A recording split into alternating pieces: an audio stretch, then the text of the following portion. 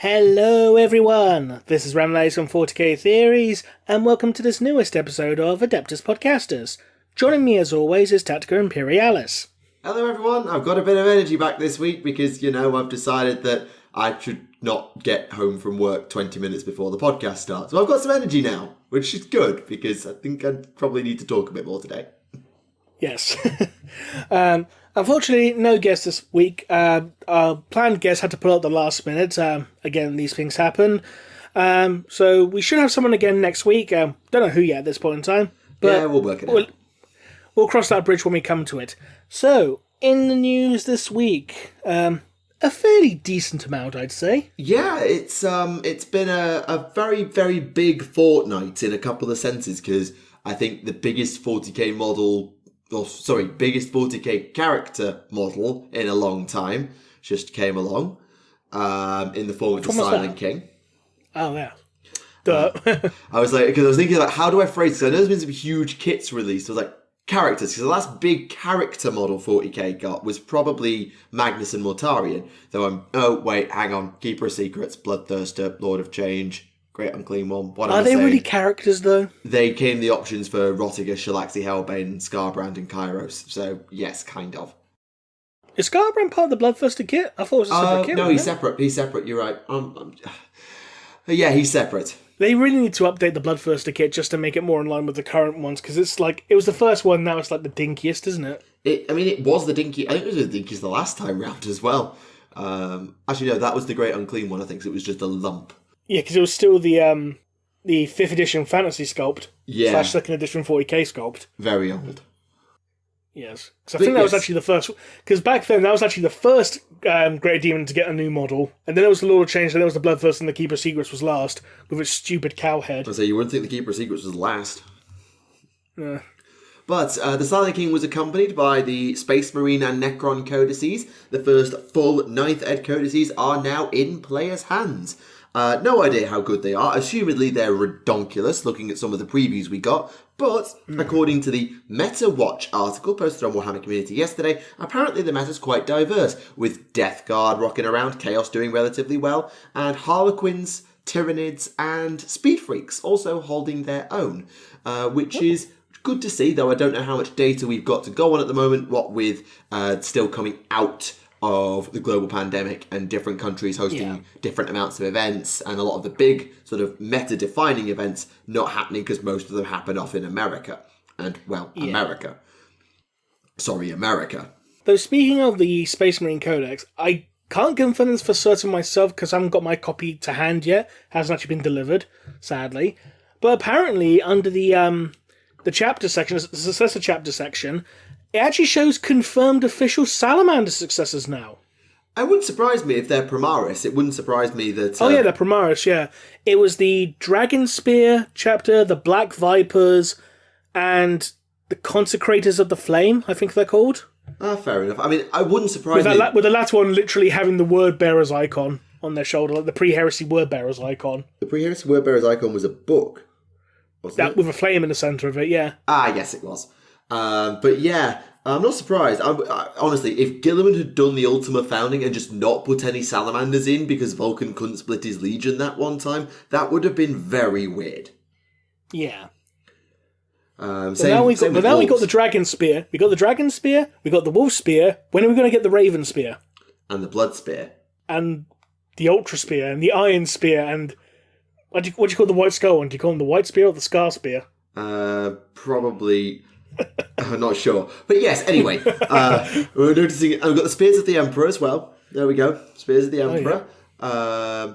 The Emperor's Spears. Gotta have them as well. Just like how you got the Emperor's Scythes and the Scythes of the Emperor as 2 separate chapters. For some stupid reason. With the exact same iconography. No, it's not confusing. It's like, we need to call the Emperor's Scythes. The Emperor's Scythes or the Scythes of the Emperor? Which one? Yes. But they also have the same icon, like nearly the same as the Death Spectres, but the Death Spectres have a tiny skull. It's almost the same again. Because they've got cross sides as well, haven't they, the Death Spectres? Yeah. But yeah, it's a thing. And obviously the supplements are en route for the Space Marines. And the Necrons obviously got all of their stuff, as well as the QR codes for the Warhammer 40k app. Not that I use it, because I don't have an army that needs it yet. And I'm not paying for it because I don't need to. Battlescribe exists. But we are where we are. But even bigger than that, they finally released the Sons of Behemat. Yes. So yeah, Sons of Behemat are on pre-order at the moment. They'll be out at the weekend, and I could not be happier because my God, it's taken ages. But they did the thing that I was scared they were going to do, and they made apparently making expensive. Oh God! If you believe some of the leaks, this is the day we're recording this the day before the pre-orders go out. By the way, if the rumours are right, they're something like £135 each. I mean, in fairness, some of these models are pretty big boys, so yes, but £135 for one model. I mean, I'll admit. I was a little bit confused at first because someone in the TTS chat said like, "Oh yeah, Gargants are like $200." Like, and I was thinking of the Forge World Gargants, the Orc Gargants. I think a Forge World Orc Gargant for $200. Yes, please. I'll take two. No. That's the Mega Gargant, mate. That's the Mega Gargant. And they've also repackaged the standard the Warhammer Giant kit into 2 for £85, I think. For the Giant kit. So yeah. Okay. Sons of Behemat are not going to be cheap to run, but to be fair, I think whilst I don't approve of the practice, on this one I can absolutely understand GW's logic. I don't approve of it, but the way Mega Gargants work is that they're able to be taken by anyone as mercenaries. So any army in any Grand Alliance can take a Mega Gargant as their mercenary ally, and so every player of the Age of Sigmar has the ability to use and therefore buy a Mega Gargant. So if you're going to gouge one kit, then that would be the kit to gouge. But off the back of the Luminath debacle, because it's a debacle, I'm sorry it is, yeah, slap in the face if you're an AOS player. Massive slap in the face. Like, what was the Silent King's cost? Was he like £95? I can't remember. I think so. I need to double check. Yeah, I'm going to go have a look now to remind myself. That's how you spell Silent King Tactica. Silent King. Silent King Tactica. The Silent King is £95. 95. And you're technically getting 3 models considering there's 3 separate bases, so... Yeah, so you get a 100mm base, 2 50mm bases, and... Yeah, and that's £95. Meanwhile, Techlith comes on a 160mm base and is £10 more. And the Mega Gargants cost like half as much again as the Silent King. Like, whoa. Yeah. Like, just whoa. But it is what it is. It sucks. But GW were smart. They know what's going to sell. And Mega Gargants will sell like nothing. So it's not nice. I don't approve of the practice, but at least AOS players get to have what is essentially a knight army as well now. Oh yeah, AOS get knights, but every knight costs 1.5 times as much as a knight. Yeah. Like, I mean, a Mega Gargant is utterly ridiculous. I think it's more. I think it would actually stand taller than even the Knight Dominus. I think it's actually taller than the Dominus Knights as well. Is that the one with the harpoon? Yeah, it's the ones that are like the baby warlord. Right. Okay. Yeah, baby warlords will go with it. I think they're taller than the baby warlords, but it's still a lot. But that said, it is what it is, and it sucks, but it is what it is now. And yeah, not great, but we are where we are. Other than that, AOS has just been ticking along. Just Luminath are out now. Gargants are doing grand. And they look really amazing, and all the things they've done with them is just awesome. But the one thing I'm disappointed in, no giant dice. That we know of. They could drop them as a surprise pre-order thing. Yeah, it's not GW's style to drop things as a surprise pre-order, but they could, I suppose. I mean, they have done so in the past. It could be just because they just haven't gotten around to revealing them yet. Who knows? Excuse me. Maybe. But that isn't all that's coming out this week. So the Behemat are getting a audio drama. There's also the Mega Gargant Codex, Battletome, whatever. as well as a Caradron character and a Tzeentch character from Aether War, and the Necron Warriors kit, the Destroyers from Indomitus, the Scorpec Destroyers, and Necron 6 Guns, the Hex Mark, and the McFarlane Necron Warrior, and the McFarlane Primaris, both of them, as well as some stuff for Middle-earth and White Dwarf. Oh, and the Lionel Johnson novel. There's a lot coming out at the moment. Oh yeah, and Black Library, the Black Library Coming Soon page has also been updated. Oh, I haven't had a full look at this, so I'm in for a surprise now. Yeah, so there's a new AOS anthology called Diachasm, which is an Underworld's anthology. Yep, because the new AOS Underworld Season 4 is called that, so that makes sense. They're teasing the limited editions, which we'll get into shortly. Ephrael Stern, the Heretic Saint, coming out in December. If you've heard my opinions on it, you'd know probably... Yeah, yep.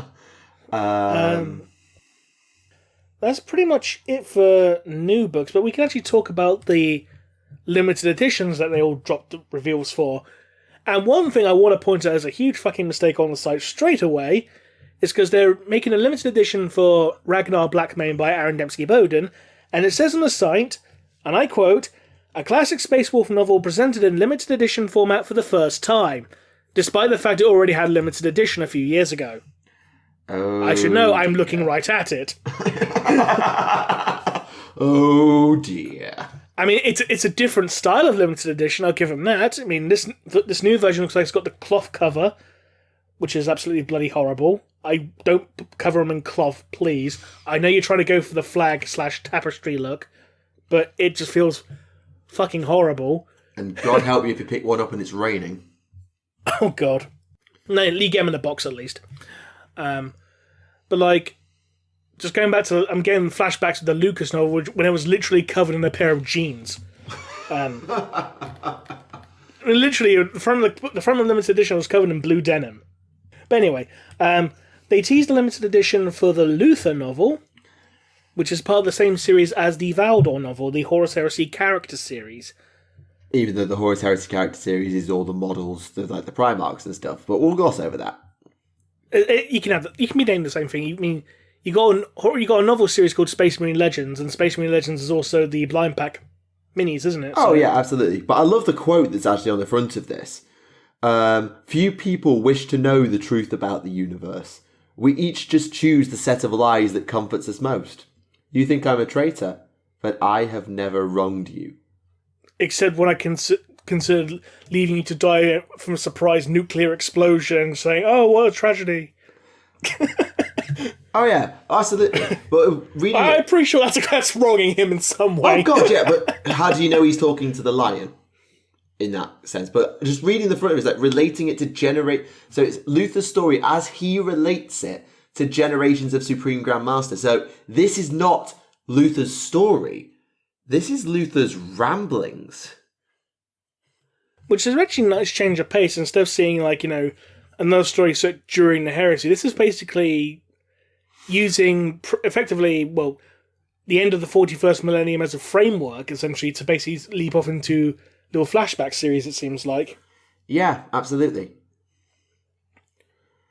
Which is a nice idea. I mean, it's kind of like what they did with the Leman Russ Primarch novel. Like, the story is basically told from the perspective of Leman Russ telling a story after the heresy, essentially. Yeah, and I think the Magnus is it the end of the Leman Russ novel, the end of the Magnus the Red novel that does that as well? Because I feel like Leman talks about Magnus in the third person a bit in one of those two books. I think it was the Russ one, because he was talking to a newly inducted Bloodclaw. Right. Yeah. Like all the space was like feasting and cheering, and then this Bloodclaw goes out to get some air, and Leman Russ is standing there like, "What are you doing here? I'm being lonely and brooding. Leave me alone," kind of thing. But yes, so those are October's limited editions, and I know I just air quoted it because of the Ragnar thing. But November picks up strong with Ravener and Asterath, Angel of Mercy. I'd forgotten this book was a thing. But I am excited for this book, because bear in mind, Darkness in the Blood is coming on general release on the 31st of October, and then this is going to drop in November. Granted, it's a limited edition, so I won't be able to buy it because I won't have time, because it will sell out within 10 minutes. But either way, yes, please. Yes, please. I'll be honest, I'm surprised that Ravenous getting a limited edition after so many bloody years. Yeah, but Raven and Eisenhorn are so legendary that literally they could print them in 2040 and people would buy them. True, but you'd also think, considering that Ravener takes place, from what I can remember, it takes place after the Eisenhorn books, you'd think you'd get the Eisenhorn ones first, wouldn't you? I mean, yeah, but aren't there already limited editions of Eisenhorn from when the Eisenhorn model came out? There's a limited edition Eisenhorn novel, and that's for the Magus. You know, the limited edition is like 600 pages long, which is like, 400 pages longer than the actual mass release book. I'm actually sitting on my shelf, and I'm scared to actually read it because I think that the weight of all the pages will just split it in half. I can imagine. Because the cover and spine is rather thin. Yeah, and when you have a thin don't cover, leave in sun. Yeah. The Astaroth one looks rather nice. Oh, that cover art is amazing. The internal art, like, I'm looking at it, like, the artwork looks straight out of, like, the 90s, doesn't it? Just with the art style, it looks really out of the 90s. And I love the fact that... I'll tell you what it reminds me of. It reminds me of, like, an 80s thrash metal album cover, like Megadeth or something. Yeah. Old metal album, that's what I'm going for. But what I think is really subtle on here, and I love this, look at the pile of skulls under Astaroth's feet. They got the X's on them. The Death Company cross. Yeah. That is brilliant artwork. I love that. That's really clever. And then in December, I mean, it's Space Wolf, so who cares? But the Hellwinter Gate, a mega edition box set of Chris Wright's upcoming Space Wolves novel. Whatever that is. And Chris Wright has confirmed it is part of the Blood of Asenheim series. It's like the third book. Which one's that one again? It's Blood of Asenheim and Stormcaller. They're the first two books in the series. Oh, so it's the Niall series? Yeah. Right. It's basically the last book in that series after God knows how many years. Yeah, because I don't remember those at all. At all. No. I think most people forgot. It's like, oh yeah, they were a thing. I think it's kind of like, when they revealed, like, hey, here's an upcoming novella series. Great. Here's a Soul Drinker story. What? It's Soul Drinker Primaris. Nani? But just diving back to the Black Library page for just a second, I just want to mention Covens of Blood, because I'm a massive Daughters of Cain and Elves fan in general, and that cover art again. Like, whoever Black Library is employing to do all this artwork, and I know I could probably look up all the names of all the different artists, I probably could, but look at that freaking cover art with the giant Marathi in the background, and oh, yes, that is going to be amazing. That's out in November, and I'm getting my hands on that, I guarantee you. Yeah, it's basically like what? It's the same story told from 3 points of view, wasn't it? No, it's 3 linked stories. So it's not the same story 3 times. It's 3 connected tales with the same character set, I suspect, or the same event. But yeah, 3 different setups, I guess, which is cool. Right. Also, it's only 2 weeks. Is it 2 weeks? No, 3 weeks. The Blood Quest. Yes. Blood Quest King reprinted in glorious hardback and colour. Yay. Absolutely. So it's only the first volume, which is a shame considering that Volume 1, artistically, it out of the 3 volumes of Blood Quest, Volume 1 is the damn ugliest one. Like, you know that art style of the Demonifuge graphic novel? Yeah? Roughly.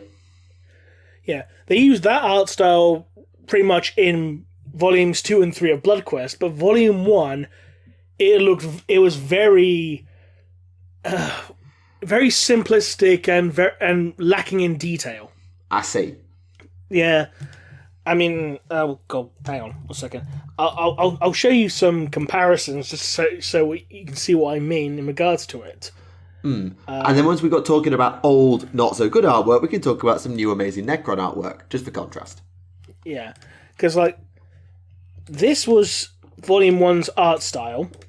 You know, rather simplistic, pretty flat overall, I'd say. Yeah, it's not bad. It's not bad at all, but it's not bad, no. And then you have for Volume 2, if my fucking internet bloody works, it's being slow as all fuck. Students that are listening, don't copy the language. Sorry. No, it's fine. It's just I was talking to some of my students today, and they were saying, it's like, so you're going to be live streaming again? It's like, because I did a stream last week and half my students turned up to my chat. So like, you're going to be streaming again? It's like, no, I'm doing a podcast. Where's the podcast going to be? It's like, so I know there will be students who found it. So it's like, right, students, okay. It's fine. Don't worry about yourself. I'm just going to worry about myself. It's fine. That's fine. But the difference. Blimey, that's a difference. Like, yeah. Like, what? Yeah. What? Basically, it's like their budget really stepped up after Volume 1. It's like, yeah, okay, we're going to give you a budget for Volume 2. Yeah. I think that's about as accurate as we can make it. Yeah, jeez, that's a step. I mean, at the very least, Volume 1 gave us these adorable-looking orcs. Look how adorable they look. Yeah, there's classic second edition orcs, those are. Yeah. But then again, you know, when you go back to Volume 2 and 3, look at how good they made Fabius Baal look. Again, this is based on a second edition model, so... Oh, it's very impressive. Which is the same model he had up until about 2 weeks ago, pretty much. Psychic Awakening 8, I hate to break it to you, that came out like 2 weeks ago. Like it's all 2 weeks ago. Like 5 months ago now. Look, Steve Carino has basically fucked up the passage of time, so it's like, hey, you know, everything's just 2 weeks ago now. It's been 2 weeks for the past 17 years at this point. Or 17 years for the past 2 weeks, we don't know yet. I'm confused and I don't care. Anyway. We're all living in the warp, time has gone funny. Yes, and speaking of comics, they've got the other one coming out, haven't they? The Lone Wolves. Oh yeah! Yeah, great. Oh, that's why I don't remember it. Space Wolves, and who cares? That was the one I did talk about on a previous episode. Oh, I know you mentioned it, but it went straight out of my head because it's Space Wolves, and who cares?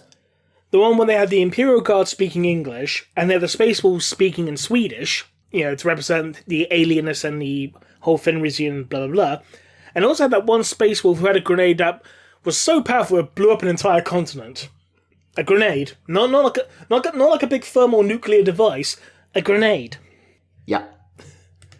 I mean, this is almost as bad as like something stupid like, you know, the Dark Angels having an entire squad of whoops spoilers. Yeah, not ideal. No. But I apologise about if you can hear clacking on that as well. I'm taking some cough sweets at the moment, so... That's fine. It's honestly fine. But moving from old artwork to new, some of the new Necron artwork is seriously impressive. Because we got a full piece on this on Tuesday. And whilst it pains me to see Tau get absolutely annihilated like that, it's really amazing artwork. And I love the like greenish art style the Necrons have. It's really cool. But probably of that article, I think my favourite piece is probably the one, even though it's the least detailed, is the one of the Void Dragon. Because there's a lovely one here with the Luminos Eras, which was great, and the one with the Canoptech Mind Shackle Scarab things doing their job, and Trazyn the Infinite self-portrait that made him look like a Jarl of Skyrim. But the one with the Void Dragon, where it's just surrounded by light and descending upon, well, I believe it's a Forge world. It's just like the terror and the unknown majesty of the Void Dragon. Sorry to interrupt. Breaking news. What? Some breaking news. So, for those of you who have been following Games Workshop for a long time, and I mean long time, you'd probably remember the time when Games Workshop actually released a bunch of games through Milton Bradley. Things like Space Crusade and Hero Quest. Well, Hero Quest has just been re-released, and if you're in the UK, you can order it from Zavvi. Who? You know, they used to be Virgin Megastore. Who? Oh, come on. I'm sorry, but... like, you can order it from a specific shop in the UK. Basically. Fair enough. It's like a brand new version of the original Hero Quest game, just with some slightly modified miniatures, but the box art is pretty much identical to the original. Oh, I think I saw this image before we start of that cover art, that box art. I swear I saw it a couple of hours ago before we started recording. Not to say that it makes much sense to me, because it looks very much like a dungeon crawler RPG thing. Is that? It was basically like the precursor to Warhammer Quest. Okay. So a bit dungeon crawler type thing. Yeah. I mean, if you see that box art and you compare it to the original MB box art, it's pretty much identical. Yeah, it's a slightly updated and slightly changed angle, and, well, the proportions are a lot more in order, rather than super tiny everyone and massive barbarian dude, versus this one, which is much more balanced, shall we say balanced, and go from there. But it's really cool, and it looks amazing. I will say, I don't think it's something I would have the time to pick up and play, because I need friends for that, but, you know, it looks lovely. And because we've got this brand new edition of Hero Quest, part of me's thinking, will we ever get a brand new edition of Space Crusade down the line? I mean, I wouldn't say no. I think they'd be more likely to do things like... Oh, if it's outside GW... Because I don't see GW's name on anything here. Because, I don't.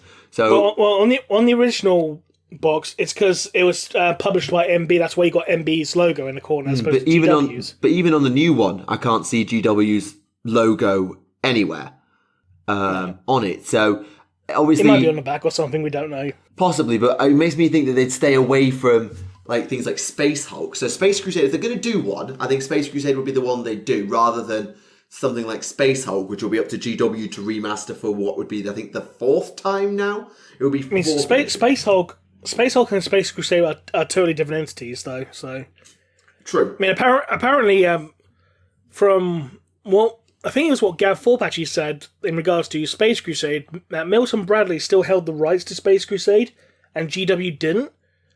So if it does get reissued, Games Workshop might not actually have a choice in the matter. Yeah, that's also very, very fair, I suppose. Because after Space Crusade, since they didn't have the rights, because MB held the rights to it, that's what caused GW to release Advanced Space Crusade, which they held the full rights to. It's kind of like going back to the whole Adeptus Astartes Space Marines thing, isn't it? Which was the original precursor of that. Yeah. And Imperial Guard Astra Militarum. That I remember when people were saying, wait, why are they called the Astra Militarum now? They're the Guards, son. You're in the Guards, son. But no, it was just a copyright thing. It sounded fancy, sure, but it was a copyright thing. At least in regards to Astra Militarum, you can just say, yeah, that's the name at Imperial Guard in High Gothic. Yeah, same with like Adeptus Astartes, Adeptus Auroritas, and all of that. And it's absolutely fine, and I find myself using both. Like, if I'm writing videos, I'll say Astra Militarum. If I'm just having a natter, I'll say Guard. Same as I could do with Eldar and Eldari. If I'm in videos, it's Eldari. If I'm just nattering on the show, it's Eldar. It's one of those things. I mean, so in fairness, in regards to the Guard, if you look at like on the first page of the 8th edition Astra Militarum Code, it says Astra Militarum, the Imperial Guard. Oh yeah, like, they make no bones about that. Yeah, this is the Imperial Guard. We just can't call it that. At least not on the cover. It's kind of like the whole Shazam Captain Marvel thing, isn't it?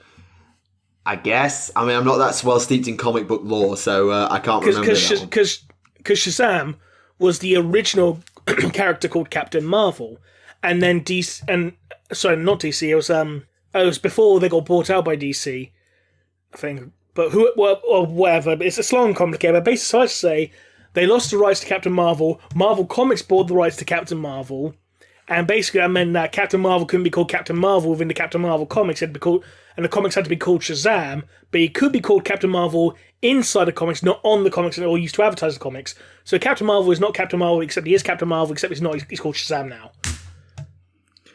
Got that? Good. And I thought my students getting confused about projecting a whiteboard on a whiteboard was complicated. Jeez. Fair enough. Okay, so you've got a whiteboard, and the whiteboard will show Shazam, which is Captain Marvel, and yeah. You just end up like that. What's that meme with like the conspiracy theory board guy? That meme. That one. Insert that meme here. That trying to explain Shazam Captain Marvel. We'll use that one and just move on, I think, because otherwise we'll be here. Either your students just go, I've gone cross-eyed. Also, other breaking news, episode 29 of Text-to-Speech is out soon. I think it'll come out while we're recording. Mm-hmm. So I look forward to that when I'm finished. Yeah, I've seen it. It's a good one. Advantages of being part of the chat. Yeah. Laugh it up that you get to be in TTS and talk to all the TTS people. I mean, to be fair, it's the only reason we have most of our guests is because you're friends with other TTS people. But you know who's counting. But what else have we had? The second wave of the McFarlane figures has been revealed. Oh yes, which includes a paint your own Necron, and more impressively, a Sister of Battle. Indeed, there was. So it's obviously Order of Our Martyred Lady, Sister of Battle. Doesn't appear to come with any guns. No. Some of the retail places are already showing pre-orders for it. It comes with a bolter and a chainsword. Good. It's a sword. There's actually a stockist in New Zealand actually having it for pre-order, and the stock pictures are showing have it with a chainsword and bolter. So, not a bolt pistol, a bolter and chainsword. So it's actually overshadowing. It's overshadowing the Space Marine, who's just like, I've got a chainsword and a bolt pistol. I've got a bolter. That's cute. Yeah, and obviously with Wave 1, that's on order by the time the show comes out, so they'll be on order at the moment if you want those. But yeah, Wave 2 is a thing. They don't say when they're going to be out. I get the feeling it will be a while, but, you know, that's fine. Oh, early next year. There we go. So probably late January to get past the Christmas rush and the first big release.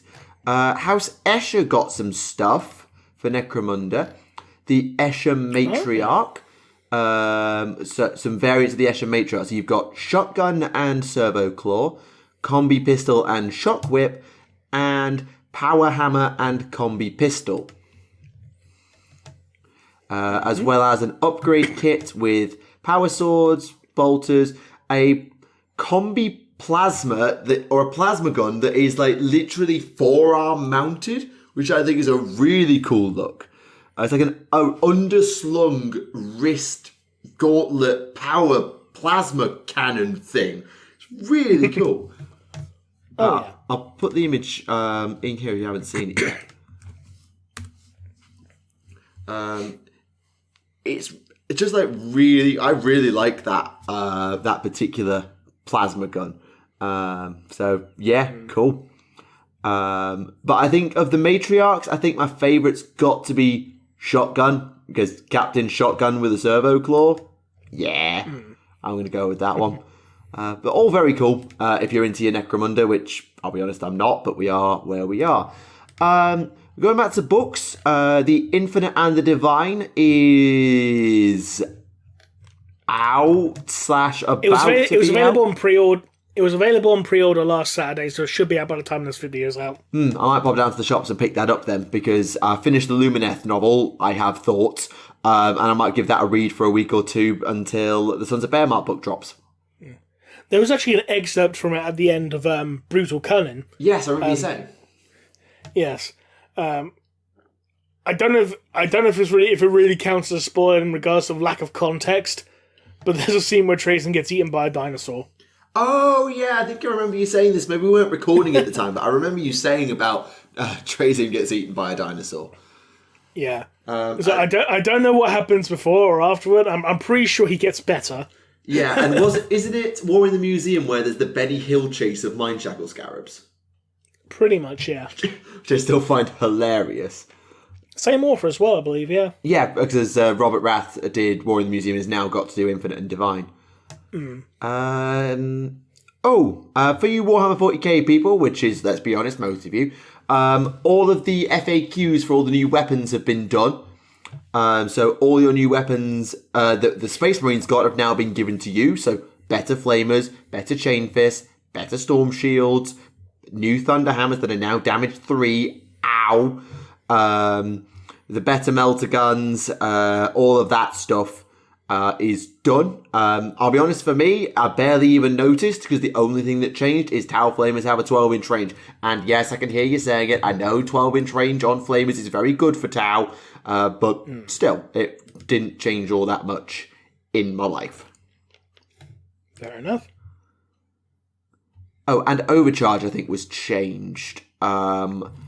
I think, well, certainly the ion weapons had their overcharge changed so that overcharge, at least for those guns, didn't kill you. I don't know what they've done to change them because I don't really know the difference whether or not well enough up on ion weapons because I never freaking use them half the time, aside from on my Riptide.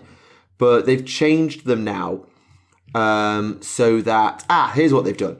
So things for weapons abilities that would explode or inflict mortal wounds on a roll of 1 to hit is now unmodified ones only. So it's to stop armies like Death Guard or Eldari going, hey, you're at minus, well, now 1, but it used to be minus whatever to hit. You're going to die if you shoot that gun.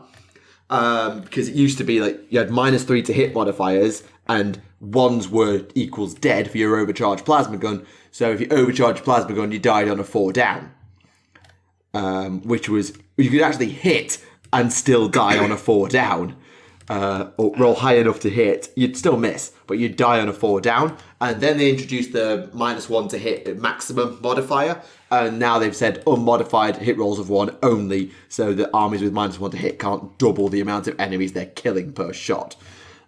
So yeah, it's a welcome change. Not as drastic as it would have been in 8th, but it's a welcome change.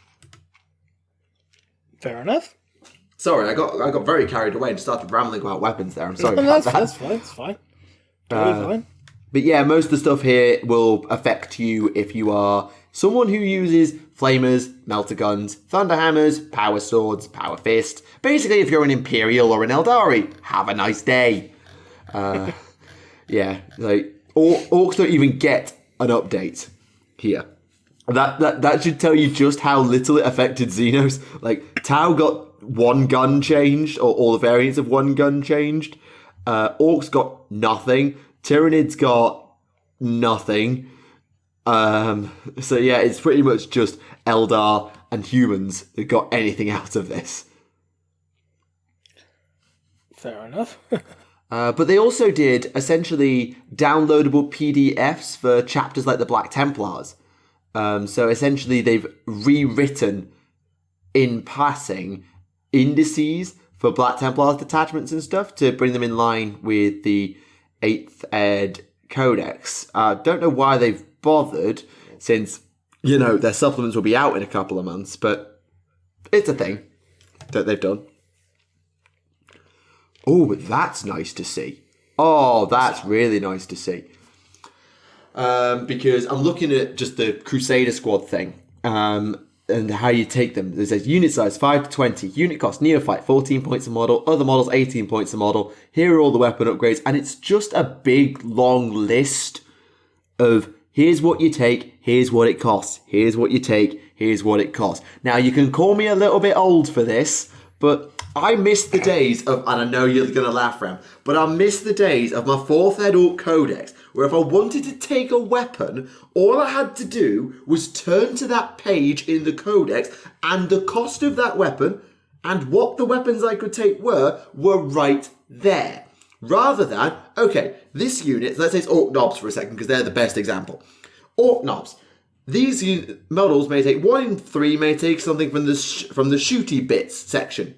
Okay, flick back to the shooty bits section. What are they? Okay, it's those. Now what do I need to pay? Right, go to the back, find the points. Okay, it costs that much. So in 3 big page flips, from the middle to the frontish to the back, I've worked out what it costs to upgrade 1 model with 1 gun. In the past, all I had to do was look there, Combi Scorcher, 10 points, done. I just miss these big long lists. And I know it takes up more space on the page, but I just miss the lists. It was just easier.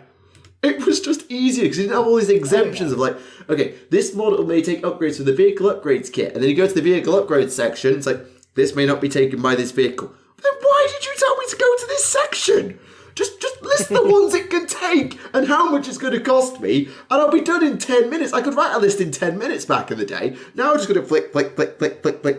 And that's why Battle Scribe's much better than building by manual, because all the points costs are right there. It's actually easier again. But we are where we are.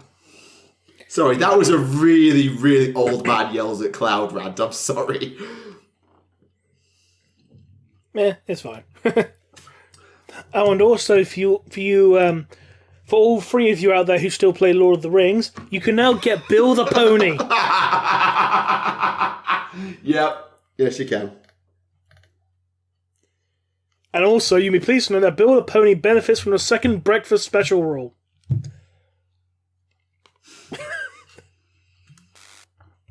Yeah. Yeah, whatever that is. We can't play that straight. I'm really sorry, Middle Earth fans, but we just can't play that straight. Like, we just can't. I mean, it's like, okay, you got the village guard. Okay, you got the innkeeper. Okay, and you got Bill the Pony. Best member of the Fellowship. He is Bill the Pony. Absolutely. I think we can all agree. He left us far too soon when Sam told him to fuck off. he did it very politely, but he did tell him to fuck off. So, Quite so. These mines ain't no place for a pony, or because I got a brand new combine harvester and I'll be running through Khazad-dûm. Or something, I don't know. Right, we're going to stop now before we really annoy some people. We're going to stop now. Also, hi to everyone watching from Somerset. We're sorry. We're very sorry. Well, I am. I don't think he is, but I am. Oh, dear. I say Breamstown's a very nice part of town. Anyway. Yeah. I just remember a conversation I actually had a day in another server talking about cave cheese. Right. Because you know the cheddar in Cheddar Gorge, they actually mature it in an actual cave in Cheddar. The back of my head knew that. I'd forgotten mostly, but I think the back of my head knew that. Yeah. But yeah, cool. Books. And for those who didn't know, yeah, real cheddar cheese gets made in a cave. Oh, yeah. So, since we've had authors and bit parts for a bit, books. What have you been reading this week, Remleiz? Well, I managed to finish off Brutal Kunnin, so I can actually talk about it now. Go for it. Right, so basically the story starts off with this group of orcs under the command of a big mech. They capture like an Adeptus Mechanicus ship and effectively manage to reverse engineer the warp trail to travel back to where it came from. Because orcs. Yeah. And so they get to this Forge World and they find out the Forge World's already under attack by Captain Badrock. Yeah. And it's like, oh, ain't gonna let that get nick all them fucking gubbins. We want that for ourselves. Or I don't these orcs now from Somerset. I don't know why. We've gone from Millwall to Somerset for orcs. All right, fine, carry on. There's Millwalks and some Warsets. There we go. I know. Let's have Badrock's orcs be from Millwall and these orcs be from Somerset. Then we can know who's talking. There we go. We'll do that. Oh god, I'd never be able to do that. Nah, it's fine. Anyway. I just thought that'd be funny. Anyway, so the Big Mech's forces, before I carry on, majority of the orc part of the story follows an orc named, I hope I pronounced this right, Uftak Blackhawk. I don't know, I can't remember how you pronounce the first fucking part of his name. It's like Uftak or Uftwak or something like that. So I'm just going to call him Blackhawk because that's his surname. Yeah. It's a bit weird, an orc called Blackhawk. That's very, very Middle-earthy. I don't know why. It's very Warcraft orcs, that. Yeah, I was going to say.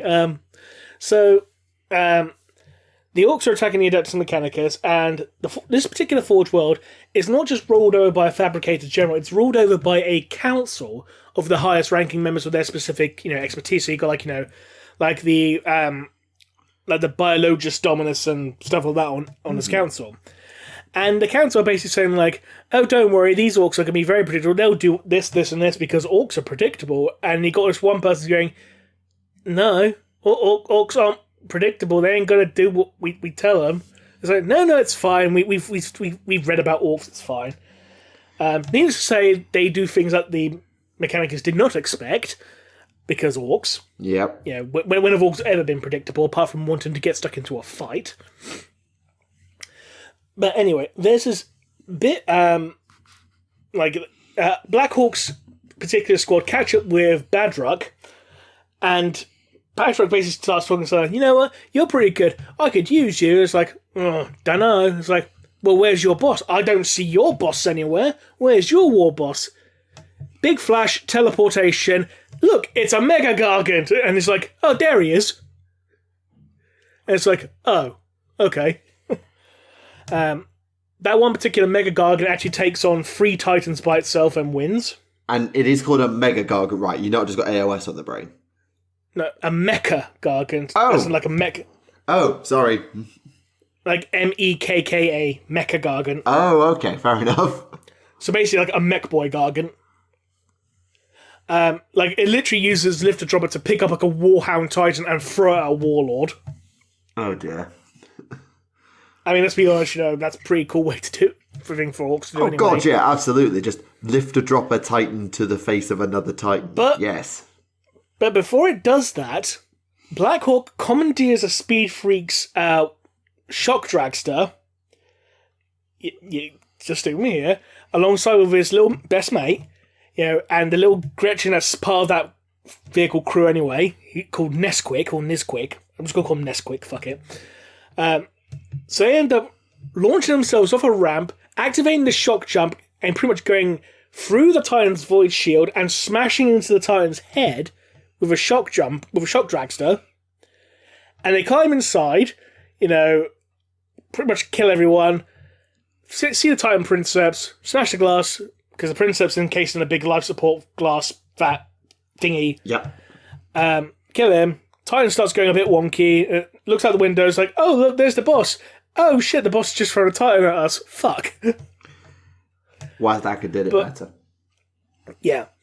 But this leads to an adorable bit, because there was a Squig on the shock dragster as well. It comes in. Squig's following around being all, good like a big, loyal little puppy. And Black Hawk basically looking around trying to think of something. It's like, he sees the Princeps name tags, and he goes, Princess. Okay, I'm going to call you Princess now. So he now has a Squig called Princess. Meanwhile, there's an Iron Warrior Warsmith, or Warpsmith rather, trying to basically create a demon engine, which is basically a Mauler Fiend with 6 legs and bigger than any other demon engine outside of the Eye of Terror for the past 500 years or something. Iron Warriors being edgelords, what's new? But here's an interesting thing, because when he's making the pact with the demon to bind it to the demon engine, apparently the Chaos Gods and Demons, they call the orcs the Abhorrents. Because apparently they have so little influence over the orcs in general, even though we know the orcs can fall to chaos. Oh yeah, absolutely. The orcs do occasionally go, but given the species must run into the quintillions, we've only heard about a few dozen Chaos Orcs, really. But I just it's cool that demons refer to orcs as the Abhorrents because they're so... what's the bloody term? Oh god, I was going to say inimical, but I don't think that's the right term. You know what I mean. But anyway, there was one strange thing, because the demon he's binding to the Centurions is the demon of Khorne. And a very weird bit with the narration saying that the suffering and the pain caused empowers Khorne. And I'm looking at it going, No. That's Slaanesh. That's Slaanesh, mate. Hang on, no. Khorne's bloodshed and violence, yes. Pain and suffering is Slaanesh. Because that's been a thing since, in every single bloody codex. Yeah, there's one thing consistent about Slaanesh. It's depravity equals good. Basically, Slaanesh is about for the record, depravity is not a good thing. Don't go there. just for the record. Yeah, Slaanesh is all about excess, whether it's excess of pleasure or excess of pain. Yep. It doesn't matter. funnily enough, the demon also had a bit of a Tzeentchian name as well, because it's called something like Macarificus or something like that. Or it probably translates something more like or something, I don't know. Oh god, I haven't heard that voice in about 100 episodes. Yeah. Which again, time for, hey, surprise, it's Corax. I feel like I've got the cadence of that down now. I've got the cadence of that line. So, before we continue, no, Corax is not in this novel, sadly. That would have been a twist. So he summons a demon engine. Hey, surprise, it's Corax. No, but anyway, so eventually the demon engine starts, running amok, as it does. Yep, of course. But when we cut back to the orcs, they managed to get all this, all these shiny gubbins and that. And one weird thing, they seem to have kind of dropped a teaser or surprise reveal for, quote, Primaris Centurions. What? Because a suit of basically Space Marine armor, it's called beaky armor, which orcs, calls all Space Marines beakies. Yep.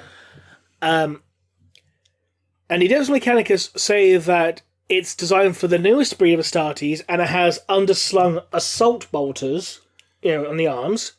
Mm-hmm. And when I first described it, with the assault bolters and the massive air intakes, I immediately thought it's got to be something for the aggressors or something. No, I was thinking of the jump pack boys, the Inceptors. Yeah. But they're not underslung, they're held, they're assault bolters. Yeah, but that's what came to my mind anyway. Yeah. But then they specifically call it Centurion armor. And how it's hollow and basically it's supposed to be worn by another Space Marine. Like, by a Space Marine in their armor. Oh, good. But again, this also has a jump pack. Not jump pack. Good. Not jump pack, a jet pack. That's just what we freaking need. A freaking, Hulkbuster. It's basically the Blood Angels jumping Dreadnought all over again. It's literally like a Hulkbuster from, Marvel, because Iron Man goes inside the Hulkbuster and goes and does the smashy thing, but can also fly. It's the Hulkbuster with underslung assault bolters. Yeah. Yeah, we don't need that, if that's okay. We don't need that right now. Can we wait 5 years and then we'll talk? And then Blackhawk, he finds that armor and it's like, since I'm one of the knobs now, I need some new fancy armor. Grabs this mech boy or the spanner called the Boffin. So, oi, sort us out, would you? And basically he's like, alright, just hammers the bloody Centurion armor into place around the orc, except for the arms, because his arms are too bloody big. So they can't fit in. Wait, the orc's too big for the Primaris Centurion suit? His arms are too big for the Centurion suit. Oh, God. Again, he's a knob, and he's described as being like a good head taller than pretty much every other orc except for the war boss. Fair enough. Yeah, so he's a big boy. So he's like, well, I kind of don't get to use the guns, but I still get to use me hammer, so it's all good. Then Badrick and his lads turn up. It's like, oi, that's our loot. It's like, no, it's our loot. And he's like, you want to fight? I'll give a fucking fight. Then the Mechanicus turn up. It's like, tell you what, how about we kick the shit out of them first, and then we'll fight over who's got this. Okay, you're on. Yep. Well, actually, no. You got these two members of the council. And Badrick just goes to Blackhawk and says, which one? Which one do you want? I'll pick the one on the left. Okay, whoever kills their Humi first gets the loot. Okay, you're on. Yeah. I'm assuming Badrock wins because he's Badrock. No, he loses. Yeah, I wasn't sure because protagonist versus Badrock. Yeah. Fair enough. Yeah. And so, after this, they hear the roar of the demon engine. All those go outside and go, what the bloody hell is that?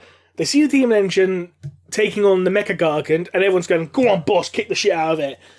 The demon engine absolutely destroys the Mecha Gargant, and the orcs are like, oh. Bother. Bugger. It's like, whoa, how are we going to help the boss? So Blackhawk tells Nesquik, here, go and nick Badrick's teleport Oma. He's got to have a way to get back onto his ship. So yeah, nicks a teleport Oma, teleports onto his, not a ship, but onto his, like his plane or something. I can't remember what the name of the craft was. It might be the Tactica or something. But yeah. And then he just pretty much just flies the Tactica into the Demon Engine, kamikaze style. And they jump out pretty much the last one and say, don't worry, I've got this jetpack, remember? Chekhov's jetpack. Yeah, I just want to point out to anyone listening, if you think this sounds utterly absurd, it's only because it is. And it's orcs, so it should be. Exactly. Yeah. Demon Engine gets smashed into a volcano because, of course. Yeah. And then the big mech turns up, and then Maverick says, like, right, so what are we going to do now? It's like, well, that Demon Engine that thing was digging for something. What's down there? They have a look. It's like, oi, there's something shiny down there. Maverick goes down and is like, I'll have a look. Gets in there. What's this big piece of technology? What's that? And Big Mech says, like, well, is it valuable? And Maverick goes, nah, it's mine. Yoink! Oh, that's classic. Yeah. Even though the orcs didn't actually know what it was, turns out that piece of technology was a generator keeping the volcano from erupting. Because of course it was. Because it was being used for geothermal power. Because of course it was, and now kaboom. It's like, damn you, Badger. Hey, why is the ground shaking? Why is that red rock flowing over the edge? Oh, fuck. Yeah. And they basically start legging for it. It's like, right, if I get my hands on Badger, I'm kicking the shit out of him. The end. Pretty much. So they don't even, like, escape? No, they're escaping as the book ends. Right. It's kind of one of those stereotypical things, like, you know, like running off into the sunset as, you know, as you got that circle and closing around to fade to black. You know? Oh, yeah, okay, yeah, I'm with you now. But just to be absolutely clear, we had a Forge World with an Iron Warrior creating a super mecha demon engine whatchamacallit on it without the Mechanicus noticing. There was one Mechanicus who was helping him. There was one member of the council who was helping him. In secret. Okay, so we had a Mechanicus world led by a Mechanicus council, but one of them was actually Dark Mechanicum in disguise who was helping an Iron Warrior build a super mecha demon engine. Then some orcs showed up. Then some more orcs showed up with a Mecha Gargant, and the Mecha Gargant goes on a Titan killing rampage, and they find a Hulkbuster Space Marine suit, use it to punch the bleep out of some stuff. Then the Demon Engine comes along and Ultra annihilates the Super Mecha Gargant, and then he crashes up, teleports onto a plane, crashes the plane into it to make it fall into a volcano, which then erupts because they pushed a button they weren't supposed to, fade to black, run off into the sunset. Pretty much. And now I've gone cross-eyed. It's absolutely absurd, but it's orcs, so it should be. Oh, I mean, there was also a scene with a Squig-Off running around, which the Mechanicus do kill, because yeah, like, oh yeah, let's teleport some of these Secretari onto it and have it kill it. You got this like snakebite boss, and they go like, "Hey, look at these guys!" It's like, "Oh, you gotta kill me? You see my little mate here?" And it's like, "Oh, that orc's only some boy. He's not gonna be a threat." Oh yeah, turns out it's a fucking weird boy. Yeah. Psychic vomit to the face. Oh, and not to forget the Wazdaka homage / rip-off. Let's not forget that then ends when a Titan gets thrown at the other Titan. That's not... Yeah, but in fairness, it was the Gargant that threw the Titan at the other Titan. I know! It's like, hey, we're going to steal this thing and kill this Titan. Wait, the boss has just thrown a Titan at our Titan with his Titan. It's just Titan Smashfest and what? Oh, orcs. Though I was disappointed that this book wasn't entirely from the orc point of view. Because that's what was kind of being, it was implied, like with the whole synopsis.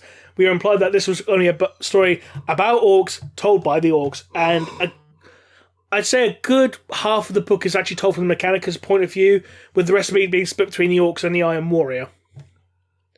Right, okay, that's not ideal then, is it? No. But it starts with the orc point of view and it ends with the orc point of view, so kind of like bookends it together pretty much, so that's good at least. Fair enough. So is Infinite and Divine next, or have you got something else on the pad? Then I'll be reading through Fury of Magnus next. Yeah, okay, so you'll do that, and I'll read Infinite and the Divine, and we'll talk about those over the next couple of shows. Yep.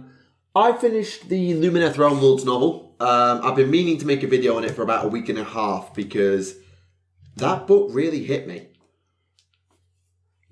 Did it hit you, baby, one more time? No, it actually was like, maybe it's because I was just in teacher mode, but it actually really kind of resonated with me. Really? Dale Clark did an absolutely... Is it Dale Clark? Dale Lucas. Sorry, I've got too many names in my head. Dale Lucas did an absolutely fantastic job with it. Because the book follows this aspirant, if you like. Wants to be an Alaris Stone Guard. Has done all the training. It's his last day of training. He's going to be buried alive in a mountain, which is canon, by the way. And if the mountain lets him live, he'll become an Alaris Stone Guard. Okay, fine. Interruption. Slaanesh just invaded. 3 different Slaaneshi hosts have invaded Hysh and are ransacking the place, and the aspirant's temple gets trashed. Anyway, this is all just pretext. They steal the MacGuffin and they go to find the thing to awaken the thing to destroy all of Hysh. You know, standard hero stuff.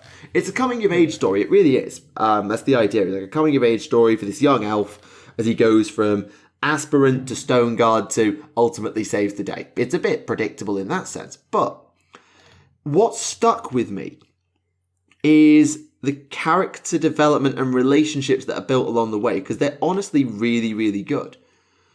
So, Ferendir, that's the name of the applicant, by the by, and our protagonist, is very emotional, which is, if you're a Luminath, is a bad thing. You're supposed to have your emotions very under control, very much repressed. That's the way the Luminath do things these days after the Akari Dara. And his tutors, 2 of them, are... One is very cold, uncompromising, you messed up, and the other is very calm, very supportive. And watching this dynamic play out, and watching as Ferendir becomes both of them, but better, able to bridge the gap between force and kindness and empathy and control, it really made me think, just as a teacher, it's like, how much our students learn from us and go on to become better than us, and how I have learned from my teachers. I copied styles from my A-level teachers, from some of my GCSE teachers, from my uni lecturers, and you fuse all of these things together, and it's just a really, really good coming-of-age story. And it ends. Now, I've been really reticent to tackle this bit because... Caveat, I don't suffer from mental health issues. I don't. But the way that Ferendir handles the big bad at the end, it depicts this elemental force of destruction as 2 personalities. Think Dog and God in Dead Money of Fallout New Vegas. That's a bit of an old reference for some of you, but imagine that. It's 2 parts of the same being. A childlike being set on destruction because it's angry and confused, and that's all it knows.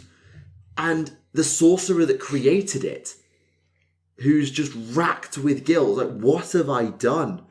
An adult figure, just lost to guilt, and unable to control this monster that they built by accident. And Ferendir speaks to them and parlays and reasons with this creature, brings the 2 together and doesn't heal them, not at all. But sort of first step, talk to me. Let me help you as much as I can. Take me to where you want me to go. And I don't know. I don't know if it was going for a mental health message about just having someone there who can listen and help you and taking that first step. I don't know if that's what it was going for, but it really resonated with me. And I was really impressed. I was really impressed with the Realmworld novel. Like, even if you're not an Elves person, even if you're not a Slaanesh person, because there's a few chapters told from the Slaaneshi villain point of view, even if you're not, like, particularly into coming-of-age stories, it read really well. I was really impressed. So, yeah, that was my thoughts on the Realmworld novel. I know I kind of spoiled the whole thing, but I really enjoyed reading it. And I'll keep an eye out for Dale Lucas's next work, because that was really good. Fair enough. Yeah, sorry, I just got a bit rambly there, but yeah, it did stick with me as sort of like both on a teaching level and on a personal level. It really did resonate with me. I was really, really impressed. Anyway, where are we? How long have we? Have we only been going for? Blimey, how have we only been going for an hour? It feels like we've been here for ages. Well, actually, that's slows.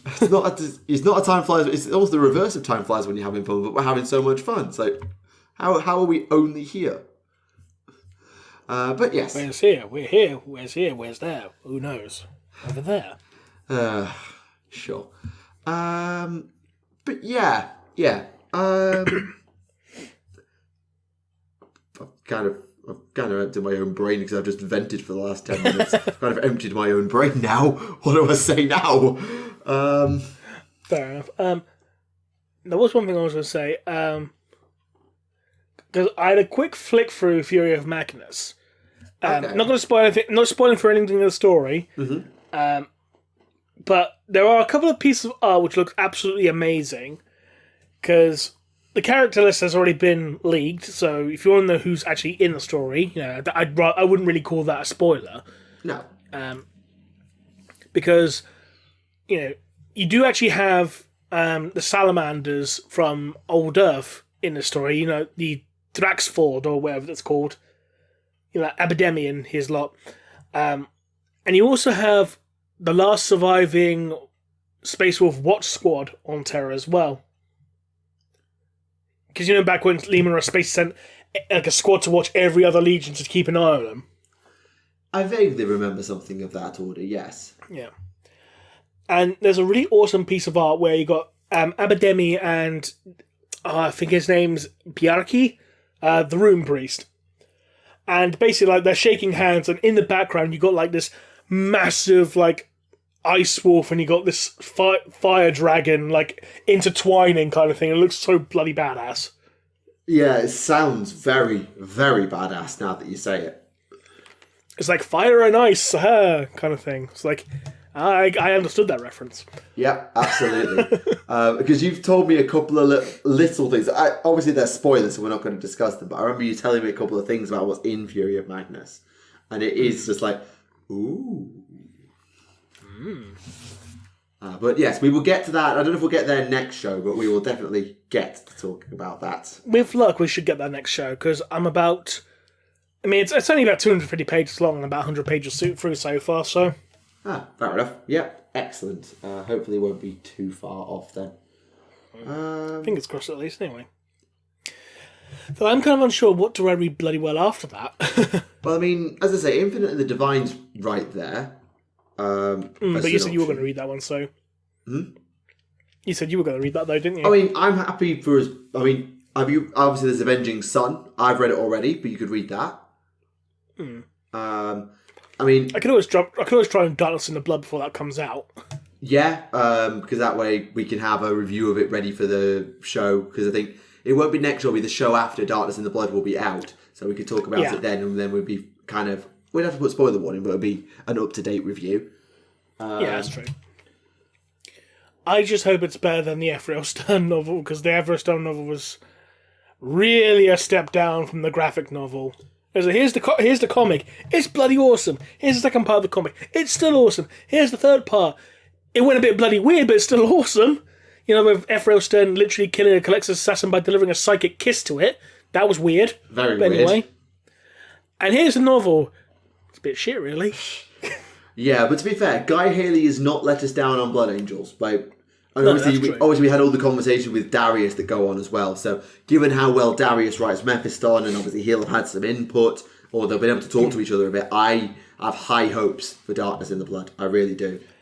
I mean, Dante was great. Probably one of my favourite 40k novels, period. Yeah. Devastation of Baal was great. Yeah, Devastation And since this is basically, the third book in the trilogy, as it were, I have high hopes that this will actually be at least as good as Devastation. At least. And Devastation is one of my favourite books of the last few years. Obviously, books like Hell's Reach, because they were my first, are never going to be beaten. But in terms of things I've read since starting this show, Devastation of Baal is probably one of the best that I've read. And I can say that with some confidence. So, and obviously, as I said, with Darius being involved as well, and I know how good the Mephiston novels are as well. So, I have high hopes for Darkness in the Blood, and I think it will be really good. And then obviously with the Asterath novel we mentioned earlier, following up in its limited edition in November, we'll get just another look, again, another angle of the Blood Angels, which I'm really looking forward to as well. Doesn't solve the issue of what you're going to read next, but, you know. No. I still got, I got so many fucking books, it's unreal at this point. Yeah, my pile of shame is minis, your pile of shame is books. My pile of shame is at least 2 whole bookshelves. Oh, blimey. I'm getting there. Yep. One book at a time. So they won't stop coming, and they don't stop coming, and they don't stop coming. I mean, it's not like there was a whole 4-month shutdown due to a global pandemic where you had time to do loads of reading, but sorry, that was too evil. I caught up on some, but then they released a shit ton more books afterwards. Oh, for fuck's sake. They did. They did. It's oh, you're making progress? There you go. No, you're not. Yeah, that was the same with me. I got through almost all of the lockdown stuff. I had one thing left to do for my daughter's Arcane, and then boom, here are the Luminath. And it's you think you're getting your Luminath finished? Boom, here's Teclis. Oh, you think you're getting that finished, are you? Boom, here's the Battle Kettle. I haven't bought a Battle Kettle, but I just got reminded. Because a while ago when Indomitus was released, and they released the 2 limited editions. Oh god, yeah, and the Necron one looked utterly stupid. The blueberry pie and the key lime pie ones, yeah. A lot of people had the Space Marine version were complaining about the fact that the gold paint was literally just smudging off. You handle it and pretty much half the paint's gone. Jeez. And yeah, I mean, now bear in mind, after I got my copy, right, I put it on the shelf. I hadn't touched it. Did not touch it, not read it, not even open it. Okay, just put it on the shelf. And I went to basically reorganize, some books, a little while ago. It's a few weeks ago. And I noticed the gold paint on it was already starting to crack, even though I hadn't even fucking touched the damn thing. Jeez. And it's like this is probably the worst in regards to quality control I have ever seen in regards to a Black Library novel. Yeah, because when Black Library do limited editions or special editions normally, they really pull out all the stops. Yeah. Even before you get to the big fancy boxes, any limited edition ever, and the only limited edition book I own is actually the Luminath Battletome, would you believe? But yeah, even I know how good the limited editions are, and I know why they're so prized, because they sell out like that. I mean, the only other one I've had an issue in regards to, paint flaking off or anything like that is on the Dark Imperium limited edition. And even then, it's only because it's on the spine. It's just okay, you can understand why it'll flake off on the spine. Because, that's where people are going to be holding it. That's where you're going to be, it's going to be a lot of movement from when you open it and stuff like that. So, I understand. And even then, it's it's not that much. It's only a couple of flecks. But compared to that, when you compare it with Indomitus, which is flaking from not even looking at it or just having the wind blown on it, it's a piss take, mate. Yeah, and interestingly, it's both of the limited edition books for the new editions, because they must mass print them way more than a normal novel. And the thing is, from what I've seen, apparently the people who have the Necron one have it even worse. I mean, they bought the Necron one and it looks like garbage, but... No, I mean, the paint on them is even worse. Just touching it and it just flakes off, apparently. Oh dear. I don't think I saw that because I'm trying to draw a correlation here of limited edition release for new edition of game. I'm trying to think, I didn't hear any of this for the Soul Wars novel. But if it's Indomitus got it terrible, and then Dark Imperium did it a bit, and they're the only ones you've ever seen an issue with. Yeah. Maybe it's because those limited editions are mass printed for the new editions, way more numbers than a normal limited run. I mean, I've seen some similar issues in regards to the Dante limited edition, but that's probably only because of the sheer bloody amount of gold paint on that one. Yeah. I mean, I'll show you this picture. Like, you probably have to zoom in because I don't know how good your resolution is on your screen. Probably not that cool. But you'll see that the gold paint is already. Oh, come on, sake! There you go. You can see how it's already starting to flake.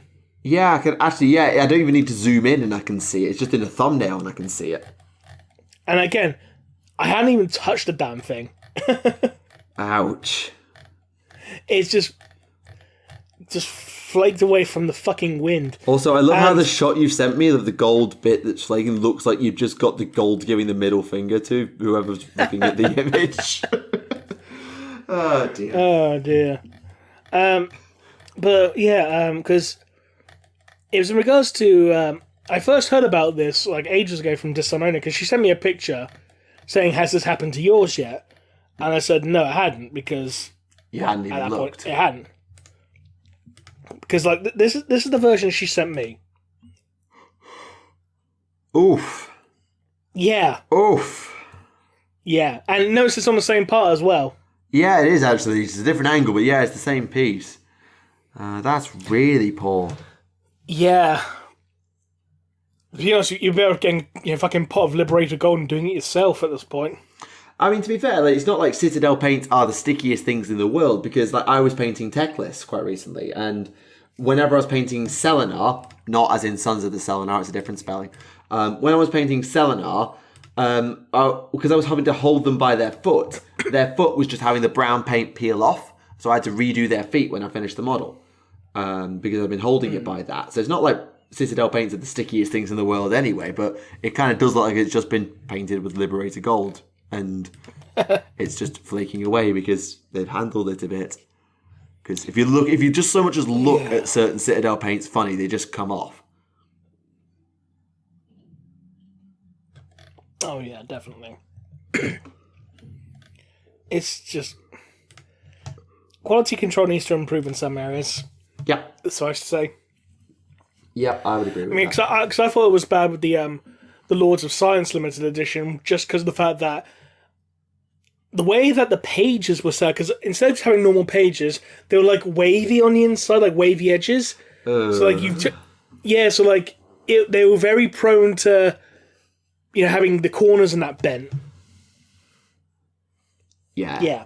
Actually, one thing I've never seen is that, when you get those books and they've got like a coloured like lining to the page on the outside. So, for example, my Luminath book, the outer rim of the pages is gold rather than the standard white. Mm-hmm. Do you know what I mean? Yeah, I know what you mean, yeah. I've never seen that get damaged. Not that you tell very easily as you close the book, but I've never seen it get damaged, even though you flick them so much. Yeah, that's kind of weird. Maybe because it's printed ink rather than just painted on. But you can't print the side of a sheet of paper.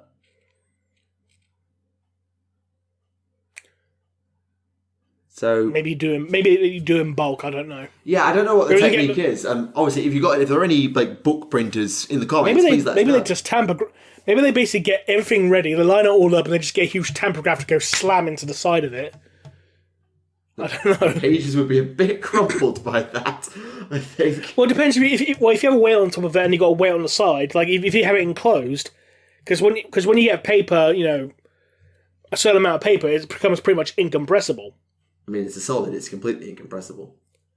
Exactly. So when you have enough like flat paper stacked on top of each other, you just slam something on the side. If you've got something weighing it down on the top and on the sides to stop it from bending up and crumpling.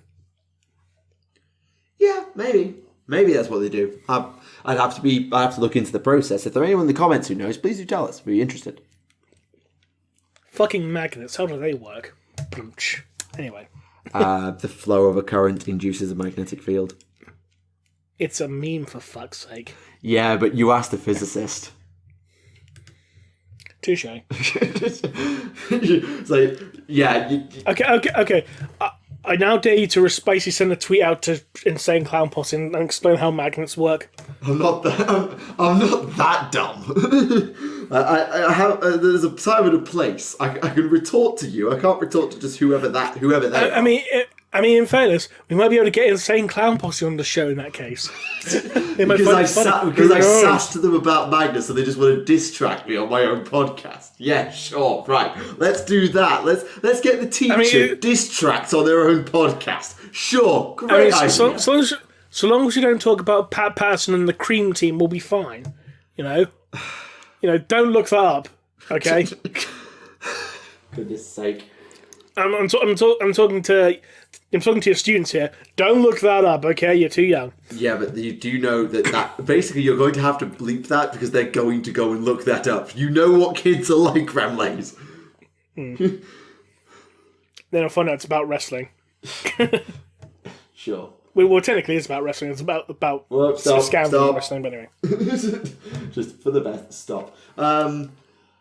Oh, actually, there was, speaking of memes and things, I actually saw something on Twitter today. It was about the Mega Gargants, because there's an artifact for them that allows them to be wizards and thus cast endless spells. So it was a Photoshop of a Mega Gargant using a purple Son of Shyish as a bowling ball. I was like, yeah. Because that's exactly what the purple Son of Zarus used to do. You just launched it forwards like a bowling ball and just toppled over everything in its way. So I quite approved of that Photoshop. Nice. But I think questions. Yeah, I think we've got time for a couple of questions. Yeah. We've got ample time, so yeah, I think we will. Where do I want to start? I will start with the most liked comment. We'll go with that. Is it possible that the 4 horsemen of the apocalypse in the Book of Revelation were champions of the Chaos Gods? So who would be who? War would be Khorne, Pestilence, Nurgle. So they suggested that War and Death went to Khorne and Pestilence and Famine went to Nurgle as, and I quote, Slanesh and Tzeentch did not exist. That's a lie. Tzeentch came second. Actually, which version of the 4 horsemen are we talking about? Because there's you got War, Famine, Pestilence, and Death, but you also have War, Famine, Strife, and Death. I think, they've mentioned the ones from the Book of Revelation, so I'm assuming it's the OG 4. I don't know who that bloody was, because there's so many different versions of the Horsemen. Yeah, it's true. But I think... You got War, Famine, Pestilence, Death, you got Ric Flair, Arn Anderson, Tully Blanchard. I knew you were going to do that. Yeah, I think because there isn't one for Tzeentch, I don't think there's much we can really say in terms of yes, because there isn't really a good one to match with Tzeentch. Yeah. Which is a shame. Okay, this is an interesting one. Given that Genestealer Patriarchs have been known to ascend to demonhood and become oracles, that's not quite right, is it? But it's not ascend to demonhood, it's more becoming subjected to demonic possession. Yeah, because the question then goes on to say that does that mean that the Chaos God in question owns part of the hive mind or vice versa? And the answer would be no, because they would the link to the hive mind would be cut. Exactly, yeah. Again, because, yes, Chaos Genestealer cults are a thing. There's one mentioned in the Genestealer cult codex, the Tenebrae cult, which fell to Nurgle. There's also one mentioned, one Necromunda supplement, so one falling to Khorne. But yeah, oracles don't ascend to demonhood, from what I can recall. They just come subjected to demonic possession, which is a different thing. Yeah. But yeah, I'd say that the connection to the hive mind would be severed or just replaced with something else, the chaos mind or something. I don't know. Yeah, I get that. Right. This is how were Psykers treated during the Great Crusade compared to modern 40k, and what was the Emperor's plan for them?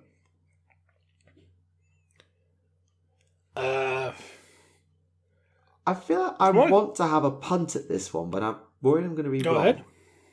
So, Go ahead. Obviously, we know from the Thousand Sons that Psykers were mistrusted due to the Age of Strife and all the dramas that often revolved around Psykers getting possessed because they didn't know what they were doing. However, the Emperor was more than willing to let the Thousand Sons be, and Magnus's end goal was to try and change the perception of Psykers within the Imperium via his actions. However, we know that the original end goal for Magnus was to put him on the Golden Throne, to power that. And so I assume that the sacrifice to the Astronomicon plan may have still been the plan. Just quieter.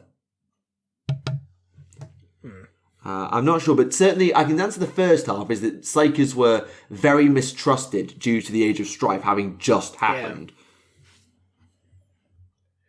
Yeah.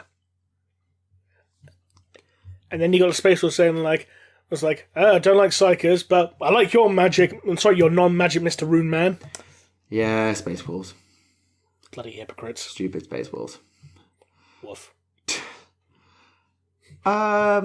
Do you think we'll ever see a showdown between Imhotep and Cesarak? Without the Necron...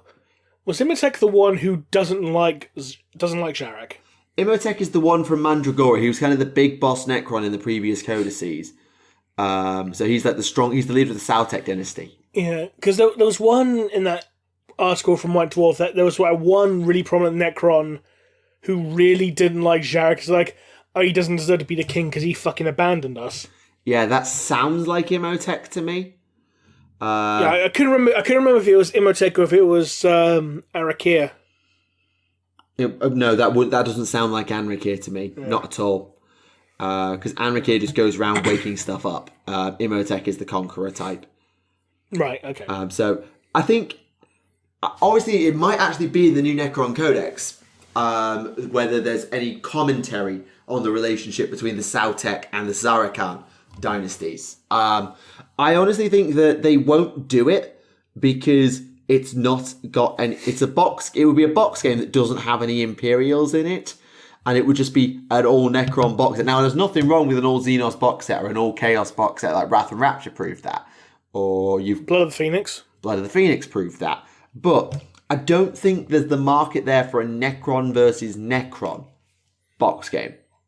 Yeah. Because at least, even with Wrath and Rapture, you were appealing to Khorne players, Slaanesh players, Chaos Space Marine players, 40k Demons players.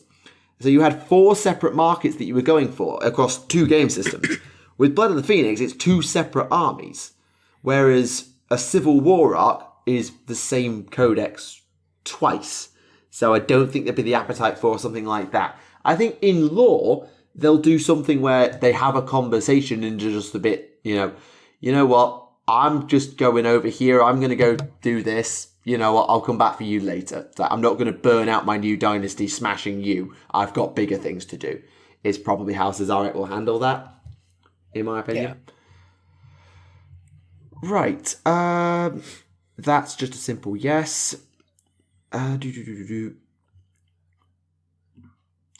Just looking for... Okay, I think this will be quite easy because we have mentioned some of this stuff before, but do you have any recommendations for Horus Heresy books to avoid? Obviously, Descent of Angels, we know. But... Damnation of Pythos. Damnation of Pythos, because it adds nothing. I mean, the only reason you'd want to read Damnation of Pythos really is if you want to read the prequel to Pandorax. Yeah, absolutely. But so that's basically it. So essentially, the ones to avoid are ones that don't add to the main overarching storyline, or really don't add to any particular arc at all, or are just bad. The only one that I think that is just bad is Descent of Angels. Damnation of Pythos adds nothing, but I've not heard of it being bad. Just pointless. There's also Battle for the Abyss. That's also described as being pretty bad. Fair enough. Are there any others that are like just a bit filler, that don't really matter? Obviously, I know there's loads you can avoid if you don't care about the main. If you only care about the main thrust, that being the Istvans, Molech, Spear of Russ, Burning of Prospero. If you just want the highlights, there's loads you can skip. But yeah, because you could probably skip Nemesis, which is the Assassins one. You could probably skip Talon as well. More Iron Warriors being boring. It's basically like, okay, we just left the warp after the events of Angel Exterminatus. We're going to get the shit kicked out of us by the people on Talon, and then we're going to go and rejoin up with the War Master. The end. Yeah, you could probably skip Slaves to Darkness, though that's more of an anthology. I know it's got some cool stuff. No. No, Slaves to Darkness isn't the anthology. Slaves to Darkness was that. It was one that takes place pretty much. It's one that takes place after Wolfspear and pretty much sets up the traitor's final push towards Terror. Okay, don't skip that one then. Sorry. You could probably skip Titan Death though, which is the Battle of Beta Garmin. Yeah, that makes sense. Because that book wasn't even meant to exist originally anyway. Because basically they dropped all the stuff they basically dropped all the information pertaining to it within Slaves to Darkness, saying, okay, this happened to Beta Garmin off screen, so this brings you up to speed. But Titan Death is basically, those few paragraphs into like a 300-page novel. Gee whiz. Yeah, because I'm thinking about it, because obviously if you don't care about them, you don't need to read all the Garrow books. Good as they are, you don't need to read them, really. Well, with all the Garrow audio dramas, all the audio dramas were collected into one book anyway, the Garrow novel. So you can read that, because I'd say that is probably worth reading, because like... It's not that it isn't worth reading, it's just in terms of the main thrust. No, because it explains to everyone, hey, this is how Loken survived. And Loken being a pretty major fucking character. True. Yeah, I'm just thinking, because obviously there's 51 books in the Heresy, and if you're coming into the Heresy and being told, hey, read all this to get yourself set up before you go read Siege of Terror, I know you don't need to read them to read Siege of Terror, but, people will think that way. I'm trying to think of a way to get, 51 down to, 20, because 20 is far more manageable. I mean, the ones that you'd have to read regardless are the opening trilogy, Horus Rising, False Gods, and Galaxy and Flames. Those are necessary regardless. Fulgrim. Yeah, I'd say Fulgrim as well, yeah. I'd probably say, I'd give Fear to Tread as well. Yeah, I would give Angel Exterminatus. Betrayer. Unremembered Empire. Buried Dagger. Ruinstorm, because it basically says, hey, this is how the Blunders got to Earth. Prospero Burns / Prospero Burns / 1,000 Suns. You probably don't need both. You basically just pick one, which one do you want to read? Do you want to read it from the Space War point of view or the 1,000 Suns point of view? Yeah. Molech, I can't remember what the name of the one on Molech is. That was Vengeful Spirit. Vengeful Spirit. You probably need that one, because that's where Horus gets his power boost. Yeah. Garrow, because they explain to hey, this is what happened. Oh no, Flight of the Eisenstein. Yeah, so first 5. Calth. You could probably... There's about 6 Blade books for fucking Calth, isn't there? Yeah. Probably go for the Mark of Calth anthology and maybe No Fear as well. Yeah, so that's about 15, I think, 10 or 15 of the absolute essentials. But you can take it in different directions with things like Scars is a really interesting one you could look at. Master of Mankind. Master of Mankind, of course. Oh god, yeah. Because Master of Mankind is one of those. It's semi-essential reading. You really kind of need to know it, but you don't need to know it for the thrust of the plot, if that makes sense. So, absolutely read it, but it should be after you've got the main thrust of the plot, I guess. Oh, yeah. I mean, for much of it, you can avoid much of the whole Thramas stuff, let's be honest. Yeah, you can skip Thramas, you can skip pretty much everything the Space Wolves do that isn't Prospero. That isn't Prospero, yeah. That isn't Actually, maybe Wolfspear. Yeah, maybe Wolfspear and Slaves to Darkness, because obviously. No, I'd say Wolfspear if you're going to read Slaves to Darkness, because they do tie into each other. Yeah, that's fair. If you're not going to read Slaves to Darkness, because you don't. Yeah, it is kind of the last set. So, sort of, Slaves to Darkness is your last book before you hit Solar War, I guess. Oh, man, that'd be that's Buried Dagger. Cool. We've got Praetorian of Dawn. Oh yeah. Praetorian of Dawn's got to be in there. You see, yeah, it's really hard to condense down the Horus Heresy even into 20 books. Of here is the ones you need to read. Cause, maybe 20, maybe 25. Yeah. I mean, you could probably skip Outcast Dead. Yeah, Outcast Dead could be skipped. I mean, you shouldn't really read that if you want to get some more, Thunder Warrior action, pretty much. It's a cool book, absolutely, but yeah, you don't absolutely have to read it. All the stuff with the Dark Angels, that maybe Deliverance Lost as well, because it does show, Korak survived, but he doesn't really do anything else afterwards. Yeah, you could skip everything with Shadrach Medusan. You can pick enough of it up through Angel Exterminators that you don't really need anymore. Yeah, I think they're the main ones to look at, because we've covered the Primarch's transport with the demonic ascension to the Primarchs. We've covered the path that Horus takes. We've covered Prospero. We've covered Cal. We've covered Cygnus. We forgot fucking First Heretic, didn't we? Oh god, yeah, the pilgrimage. Oh god, how can we forget the pilgrimage? That set the whole thing up. Because of law, it's Lorgar. It's Lorgar. yeah, it's Lorgar. So yeah, that's a totally not definitive Adeptus Podcastus guide to how to read the Horus Heresy without spending £500. Answer: it's very difficult. You won't be spending £500. You'll be spending £400. Yeah, pretty much. It's a 200. Just to read the basics of the heresy is a £200 endeavour. Let that sink in for a flipping second. Just let that sink in. Oh god. Oh boy. I've made myself sad now. Just how expensive this is. I mean, it's been going. The series has been going since what, 2006?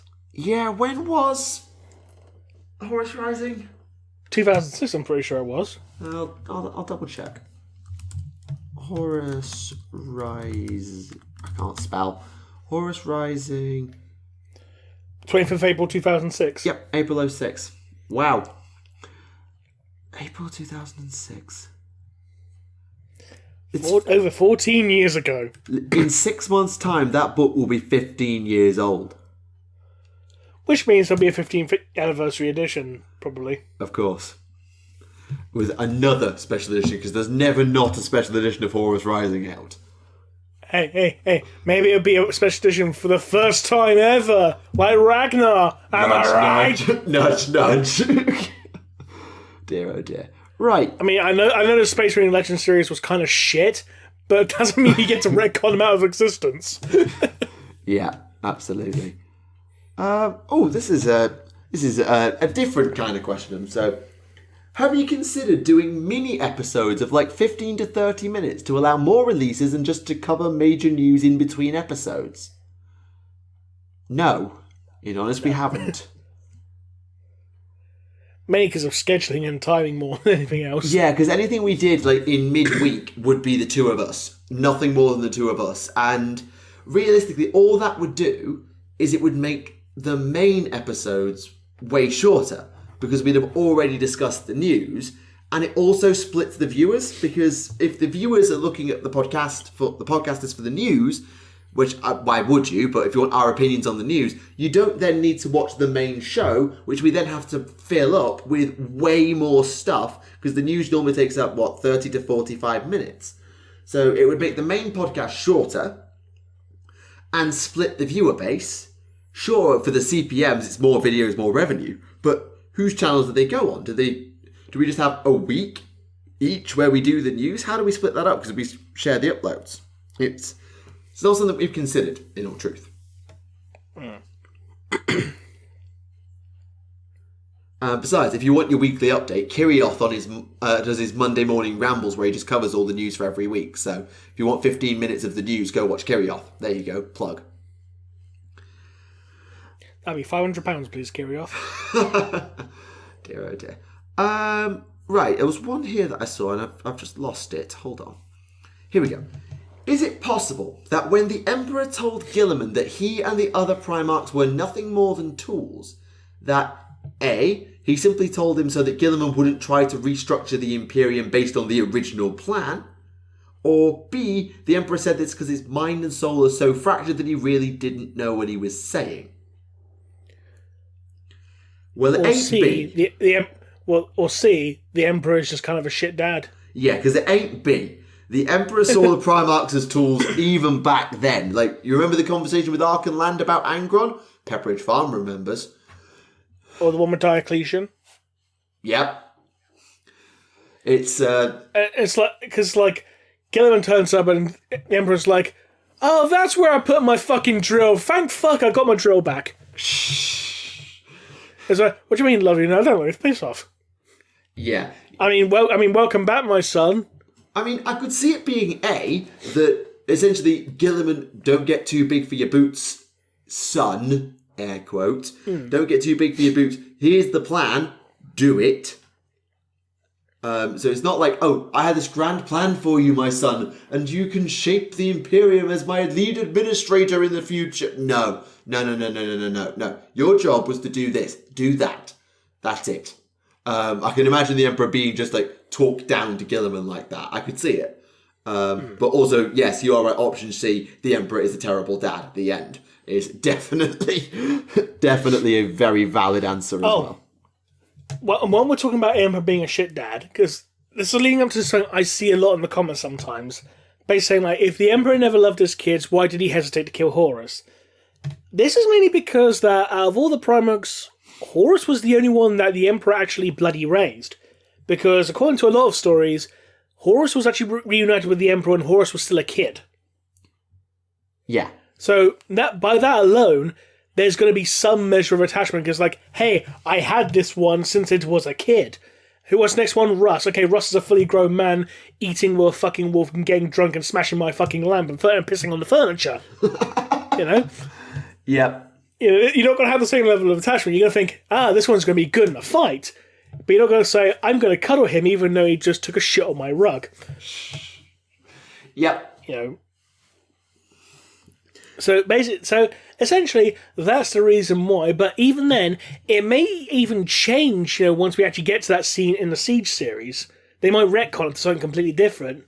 Yeah, because obviously we're dealing with 20-year-old lore at this point in terms of how the heresy went at its end. No. We're dealing with 30-year-old lore. Yeah, we are actually, now you say it. 30-year-old lore we're dealing with in this regard. So and considering how changes there have been so far, even though they've tried to keep it as close as possible to like the original stuff, there have been changes. So like with some of the original stories about the loyalists in regards to those who survived Istvan 3. Because the original stories, you had Sol Tarvitz, you had Nathaniel Garrow, but back then you also had Mace of Varen with them at Istvan at that point in time, like talking with them and all that, even though we weren't actually really introduced to Mace of Varen until after that, when Mace of Varen led a convoy that was riding up on Terra's doorstep, saying, hey, we've got refugees here, kind of thing. Yeah. And it turns out the White Scars with him are evil all along. Ooh, damn you, Rakishio.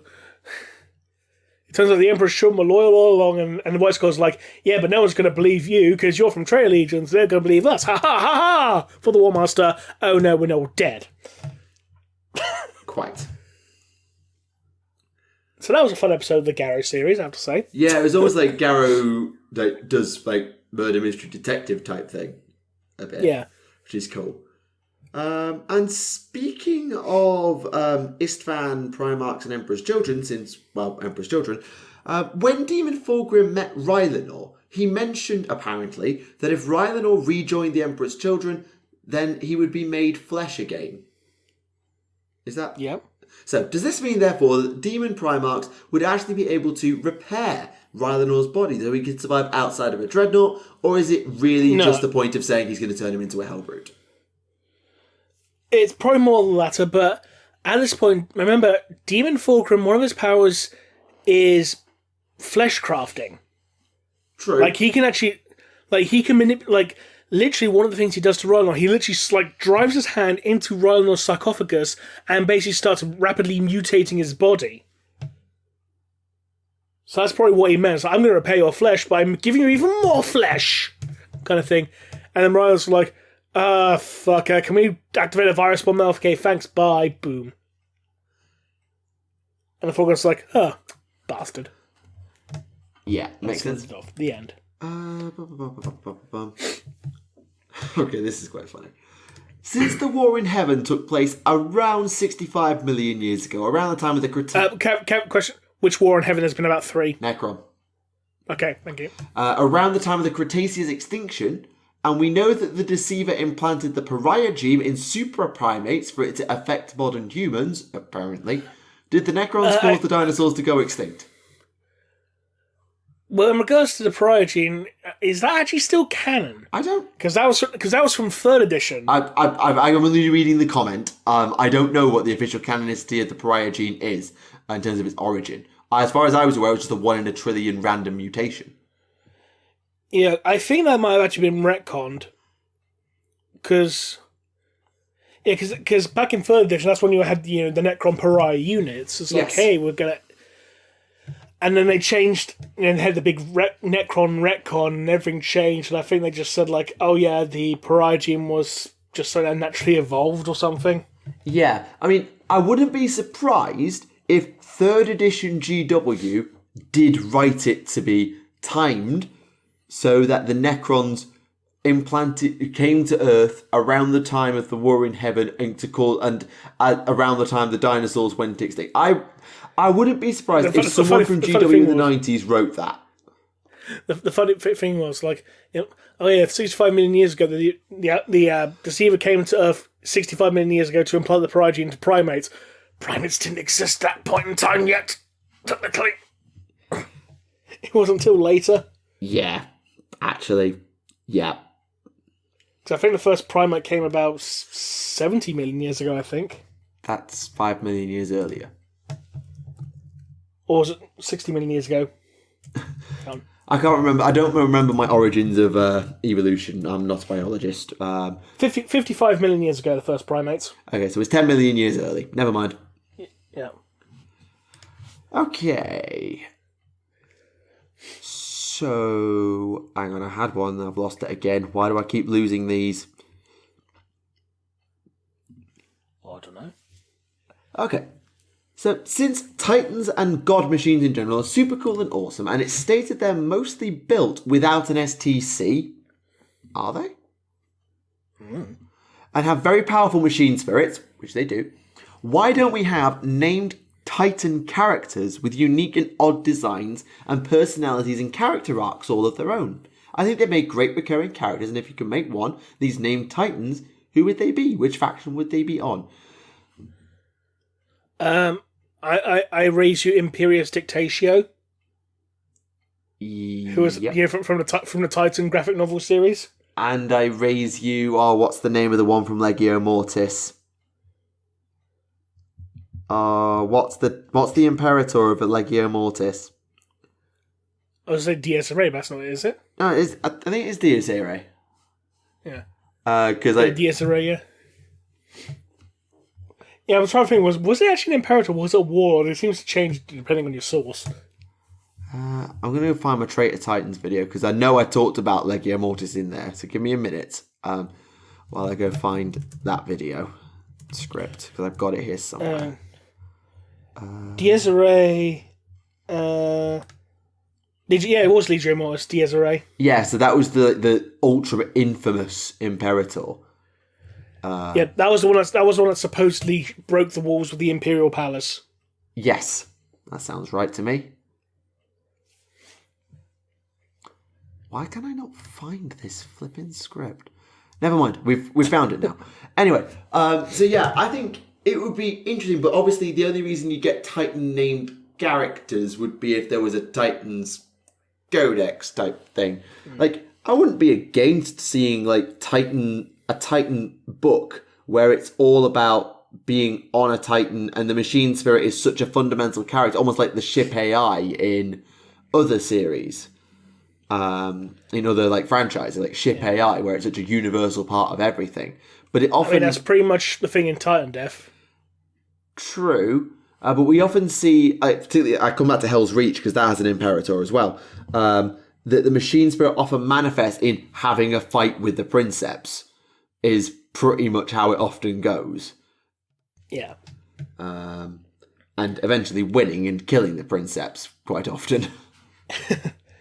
And at the very least, you have that, Imperial Knight special character, Dog King. Yeah, but that's partly about the dude rather than the knight itself. I know Canis Rex is cool, but I think it's partly about the dude who can jump out of it rather than the knight itself. But I do see your point. It's probably the nearest we're going to get, I suspect. Because Canis Rex is the knight, and the pilot is called... Well, I mean, I'm kind of invalidating my own argument because we can't remember... Hector Severin. Yeah, the fact we can't remember his name, but we can remember Canis Rex's name, kind of invalidates my argument, doesn't it? Yeah, argument invalidated. Moving on. Is it possible that the Ethereal Council sent Anshi to the Farsight Enclaves in the hopes of getting rid of him? No. I mean, in the Anshi novel, it literally says they sent him to the Enclaves to try and repatriate Farsight. Yeah, and the Ethereals are not known for screwing over each other, particularly. And bear in mind, Anshi is a living legend among the Firecast. He's not someone that you could just quietly shuffle off in the same way that Farsight could be swept under the rug. That's an Ethereal. That's a legendary Ethereal, not even a Firecast. Not even that. It's a legendary Ethereal who bisected an Orc warlord and beat the shit out of pretty much an entire Orc horde single-handedly, pretty much. And then he went on to basically beat the shit out of everyone in Camorra. Yeah. So, he is the Commissar Yarrick of Tau. Yeah, Anshi's a legend. Farsight was a legend. Don't get me wrong, the propaganda machine got right behind Farsight. Don't get me wrong at all. But he was Firecast. And it's easier to brand him as a traitor or someone who died compared to the most legendary Ethereal of his time that is still alive. Shut up, Aunvar's dead. Literally the most legendary Ethereal alive today. You can't just shuffle off an Ethereal to the farm the same way you can a Firecast. And besides, what happens if they do that in the hopes of getting rid of him and Anshi actually defected? And suddenly there's an Ethereal working for the Enclaves. Can you imagine the pull that would have for defectors? Hey, the most legendary Firecast commander of all time, not named Oshasera, is now working with the most legendary Ethereal in the eyes of the Firecast of all time. That's just going to cause mass defection to the Enclaves. It would be a terrible idea. Yeah. Because, sure, get Anshi to turn Farsight. Okay, but what if Anshi gets turned? He's so scarred by what he's seen in Commorragh and everything he's done that he thinks... I mean, in fairness, him going to the Enclaves was what led him to get taken to Commorragh in the first place. We don't actually know if he's actually out of there or not, though. True, but let's say he did get out and he gets there. What if Commorragh is his Arthas Moloch? The point he realises that there are some things in this galaxy that are not meant to be. There are some things that the view of the greater good doesn't work, or the way that the Ethereal Council casts it is wrong, and the people deserve to know this, which is kind of not Farsight's logic, but is the reason for Farsight's defection, is that the greater good, as the Ethereals perceived it and portrayed it, was wrong, and that there were certain things that could not be understood. So it would be so dangerous to let Anshi just potentially get turned by Farsight. Worst case, he dies. And then you've just lost an Ethereal to your arch traitor. No! It's a terrible idea. Anshi the Sanguinius to the Taurus Heresy. Well, there's actually a question earlier saying that Farsight and Anshi... hang on, let me go find the question so I'm reading it correctly. Are Anshi and Farsight the Tau version of the Emperor and Malkador? And it's no, they're more like Horus and Malakhurst. If you want to go 1-to-1, Anvar is more like the Emperor, the massive idiot in charge who thinks he can do everything but can't and has caused disaster after disaster. Oof. I'll be savage to Anvar. I'll be savage to Anvar because I hate Anvar. I understand why he has to be. Does anyone actually like Anvar? What? Does anyone actually like Anvar? I don't think you're supposed to. But, yeah. It's like, I can just imagine, if someone finds out, Alvar's a hologram, they just unplug him and he just shuts down with the window shutting down, and he's like, din, din, din, din. Well, it's actually interesting with Chasso Rin, who is a defector to the Enclaves in the Fourth Sphere. Yeah, because wasn't it like, Alan Voss are like, you need to go back there, and he's like, nah, see ya. Yeah, Hollow Alvar just didn't have the same effect. And Alvar only survived because he was already a hologram, so of course he survived the shelling. It's like, oh, Rin, you must get your forces back to the front line to defend our position. No, actually, I feel no reason to listen to you, Supreme Ethereal. So, Shove off. I'm off. So yeah, it's interesting that might end up being a thing. Right. One more, I think. This one might go on for a while, so we'll see. Let's say that Magnus and the Thousand Sons had remained loyal for half a second, but due to warp shenanigans, they couldn't defend the Imperial Palace, they couldn't make it, and once it was all over, they got their kind of Dark Angel style, the Emperor was on the Golden Throne, so, Magnus can't sit there. So Magnus is still around, he's stayed loyal even after his backbreaking incident, or maybe they'd never turned in the first place, but let's assume Prospero happens, but the Thousand Sons don't turn for a second. I know it's a weird one, but let's say.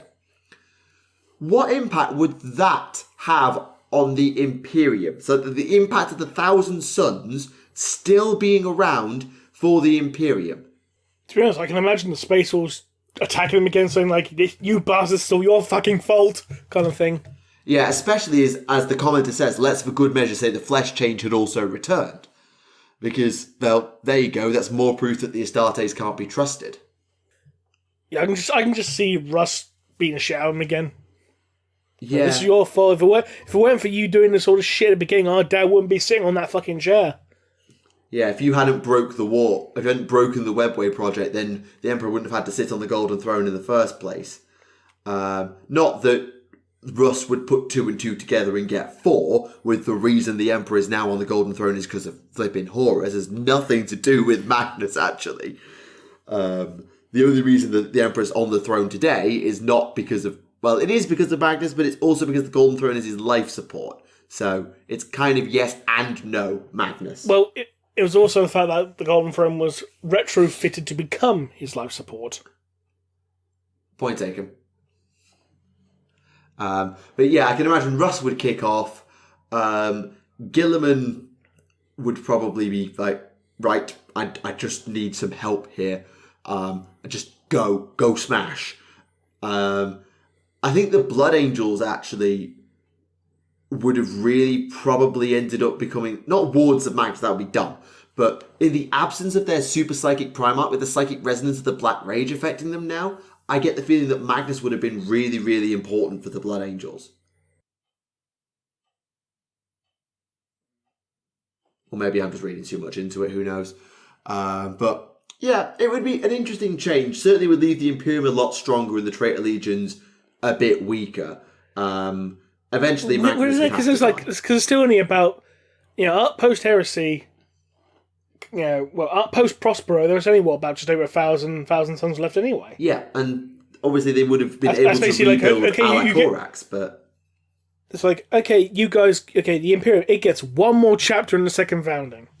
Yeah, even if they pull a Raven Guard and try and reinforce en masse, it would just probably cause an outbreak of the Flesh Change out of the Raptor Project, and so the Thousand Sons would have probably ended up being used in place of the Grey Knights, maybe? Or alongside the Grey Knights? And then you get Aram and say, okay, you need to try and kill the Flesh Change. I know, I'll make the rubric. Yeah. Bang, it's like, oh, good, we're all dead. Yeah. I can just imagine the attitude of rubric. And everyone's like, what the fuck, Magnus? You killed all your kids. It's like, don't blame me, blame him. And Ironman's just quietly doing the sideward shuffle out of shot. Just like, wasn't me. Wasn't my idea. Yeah. And actually, Ironman would die, because the only reason Ironman didn't die was because Tzeentch stopped Magnus. So, Ironman would be dead. Yep. So, yeah, it would be... Magnus would just full-blown Falcon punch him in the face. Yeah, it would be a very big change for the Thousand Sons, but in terms of the Imperium, just because of the low numbers, sure, you get more powerful Psykers. Sure, Psykers don't maybe get treated as much horribly because Magnus is still there and has proved, even after being accused of sorcery, even after being attacked by the Space Wolves, even after that staying loyal, that would do a huge amount for the goodwill towards Psychers in the Imperium, but the Psychers are still being sacrificed to the Golden Throne, so, details. But yeah, it would be a thing. It would definitely be a thing. Oh, yeah. Right, I think we're going to have to call time next. I think we've just hit 2 hours, and much as there are some really lovely questions I'd love to answer, unfortunately we are out of time. Yes, so thank you very much to everyone who joined in to this episode. We hope you enjoyed it. Next episode we should have a guest. Again, we don't know who at this point in time, so tune in to find out who it will be. Absolutely. So anyway, if you have any questions for us, leave us in the comments with the word question, and I hope you enjoyed all the ramblings that went in 17 different directions, because when there's 2 of us we have more space to ramble, so we ramble a lot more, and it's quite fun. I enjoy it. Yes. So, until next time, this has been Remleiz from 40k Theories. And this has been Tactica Imperialis. And we'll see you again next time. Bye-bye.